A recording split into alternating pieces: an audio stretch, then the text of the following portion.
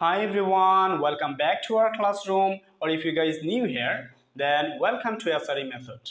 In today's session, I'm going to describe the central concepts of learning this language. But before that, I have a question for you. Have you ever tried to learn this language?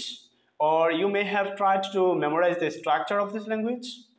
If you are, then I have a good news for you. Just keep watching my video from the beginning to the end.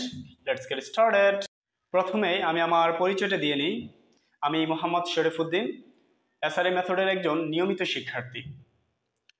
আজকের এই ভিডিওতে আমরা জানব আমরা যে দৈনন্দিন জীবনে যে কাজগুলো করে থাকি তারই মধ্য থেকে গুরুত্বপূর্ণ 5টি কাজকে কিভাবে সিম্পল ওয়েতে প্রেজেন্টে, পাস্টে এবং ফিউচারে ইংরেজি প্রকাশ করানো যায়। যে কাজগুলো আমরা সিলেক্ট করেছি সেগুলো হলো ঘুম থেকে ওঠা, ব্রাশ করা, অজু করা, মসজিদে যাওয়া এবং নামাজ পড়া।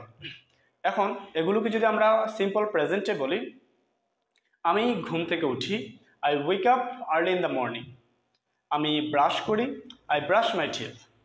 আমি মসজিদে যাই, I go to the mosque. আমি অজু করি, আই টেক অ্যাবলুশন। আমি নামাজ পড়ি, আই সে প্রেয়ার।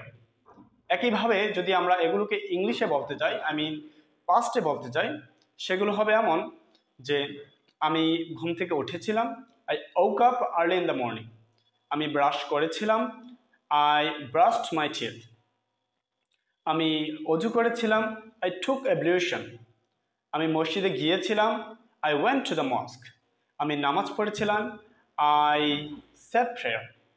এবারে যদি আমরা এগুলোকে ফিউচারে বলি তাহলে হবে এমন, আমি ঘুম থেকে উঠব, I will wake up early in the morning.